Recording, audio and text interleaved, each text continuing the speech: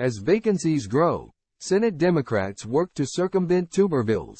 Washington, AP. Senate Democrats are trying a new workaround to confirm hundreds of military officers blocked by Senator Tommy Tuberville, 10 months after the Alabama Republican first said he would object to the nominations over a Pentagon abortion policy. Senate Majority Leader Chuck Schumer said on the Senate floor Wednesday that the Senate will consider a resolution in the near future that would allow the quick confirmation of the more than 300 officers up for promotion. The Senate is currently at a stalemate on the nominations because Tuberville is objecting to the routine process of confirming the nominations all at once by unanimous consent, and voting on them individually could monopolize weeks or months of the Senate's time.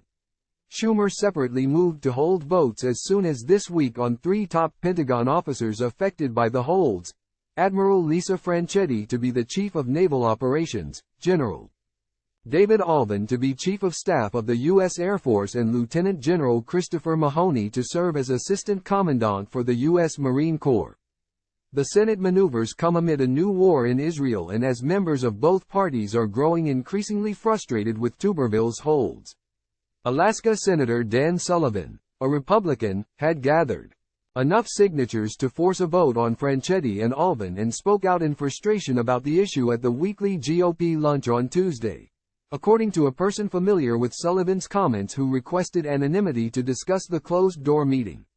Senate Republican leader Mitch McConnell said after the lunch that the holds are a bad idea, and said he tried to convince the Alabama Republican to express his opposition some other way.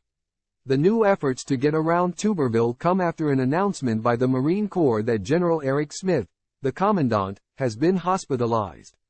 Smith was confirmed to the top job last month, but had been holding down 2 high-level posts, commandant and assistant commandant, for several months because Mahoney's nomination for the number 2 job has been held up by Tuberville.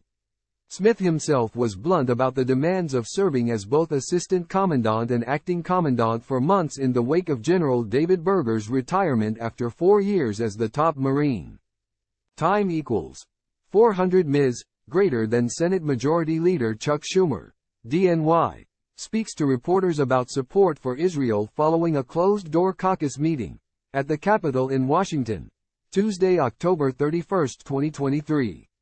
AP photo. J. Scott Applewhite. In public remarks in early September, Smith described his grueling schedule as he juggled the strategic and oversight responsibilities of commandant and member of the Joint Chiefs of Staff and the personnel and management duties of the number 2 job. It is not sustainable, Smith said. What doesn't stop is the clock. The adversary doesn't take a pause. With Smith hospitalized and no confirmed assistant commandant, Lieutenant General Karsten Heckel is performing the duties of commandant. Heckel, who is the deputy commandant for combat development, can't serve as an acting commandant because he is not currently in a Senate-confirmed position. As a result, he doesn't have all of the power or authority that a confirmed officer would have.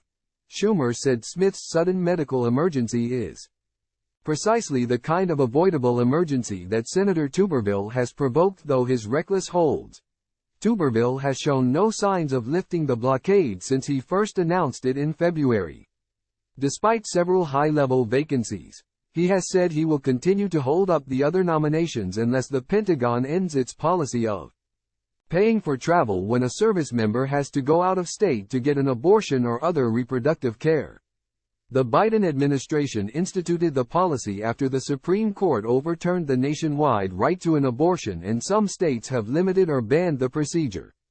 The Alabama senator has challenged Schumer to put each individual nomination on the floor, but Democrats have said that could take months to finish and delay other Senate priorities. Democrats have also been hoping to force Tuberville's hand as the number of stalled nominations has grown. There's an old saying in the military, "Leave no one behind," Senate Armed Services Chairman Jack Reed said in July. But that strategy has become more difficult as months have passed, and as Tuberville has dug in. Every day that Senator Tuberville continues his blanket holds, our military preparedness is degraded, Schumer said. A host of Military officers have spoken out about the damage of the delays for service members. While Tuberville's holds are focused on all general and flag officers, they carry career impacts on the military's younger rising officers. Until each general or admiral is confirmed, it blocks an opportunity for a more junior officer to rise.